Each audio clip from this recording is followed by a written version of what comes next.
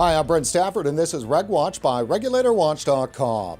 Does teen vaping lead to teen smoking? It's the biggest fear of public health regulators and anti-tobacco advocates. Regulatory strategy in most countries is predicated on the belief that for young people, vaping could serve as a gateway to smoking. But a massive new study out of the United Kingdom all but shatters this belief, showing the much publicized fear is, in a word, unfounded. The recently released study is the largest yet undertaken of young people's use of e-cigarettes and smoking in the UK. Published in the International Journal of Environmental Research and Public Health, the study was conducted by international experts from the UK Centre for Tobacco and Alcohol Studies, Public Health England, Action on Smoking and Health, King's College London, and the University of Stirling, with partial funding from Cancer Research UK. The study examined e-cigarette and tobacco use among 60,000 young people between the ages of 11 to 16 from across the UK. Data was gathered from 5 large-scale surveys conducted between 2015 and 2017. The study found that of the 60,000 young people surveyed, e-cigarette experimentation does not turn into regular e-cigarette use, and levels of regular e-cigarette use in young people who have never smoked remain very low, between 1/10 and 1/2%.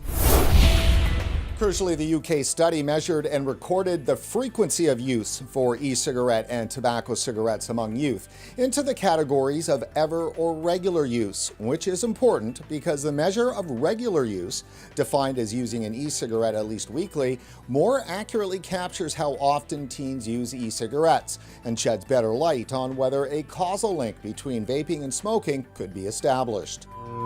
By contrast, the majority of studies emanating from the US and Canada utilize more broadly defined measures, such as past 30-day use or intent to use, which conflates e-cigarette experimentation and generates flawed assumptions, establishing a causal inference between vaping and smoking. 2 examples of the many are this 2016 study from the Institute for Social Research at the University of Michigan, which concludes there's a growing body of evidence to support vaping as a one-way bridge to cigarette smoking among youth. And the other is this 2017 study from the University of Waterloo, which in the very first line of its press release states, teenagers who are trying e-cigarettes double their risk for smoking. These assertive statements establishing a causal link should be suspect, as they are at odds with facts on the ground, which show that while experimentation with e-cigarettes among youth is up, youth smoking rates have plummeted to record low levels across Canada, the UK, and the US. Joining us today in part 1 of our 2-part special is Linda Bauld, lead author of the UK study. Linda is a highly respected researcher in the field of tobacco control. She is a professor of health policy at the University of Stirling. She is the deputy director at the UK Centre for Tobacco and Alcohol Studies, and she's also a co-author of the Royal College of Physicians report, Nicotine Without Smoke. Linda, thanks again for coming back on RegWatch. Let's jump into this. Please give us a top line of what the UK study found. So we tried to bring together all the data from youth surveys in all parts of the UK.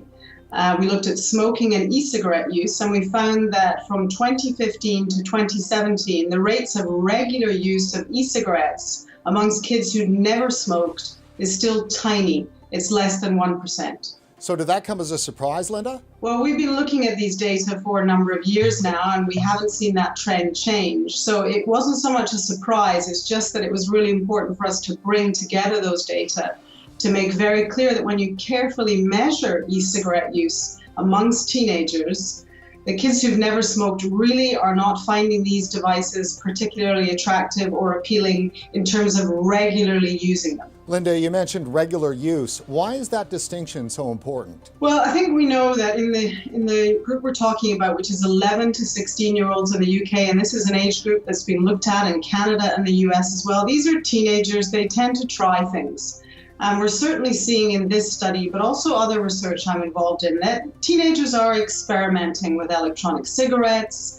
They're trying them at a party, or being offered one by their friend. They do find them interesting, and they give them a go, and that is really not uncommon. In fact, in our study, we found that really anywhere between 11 and 20% of teenagers said they'd ever tried an e-cigarette at least once, very similar to Canada and the US. But that's fine, and maybe we don't want kids ever trying these products at all. Some people say that, but they are.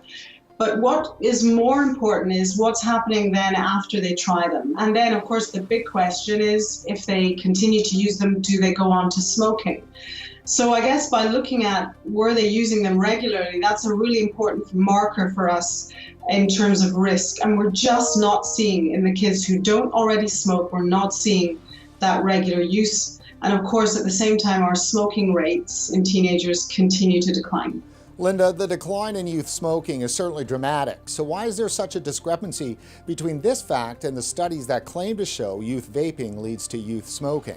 In almost all these studies, they're only measuring use at least once or very occasional use of both e-cigarettes and tobacco. Now, those studies have been used to claim that e-cigarettes cause smoking.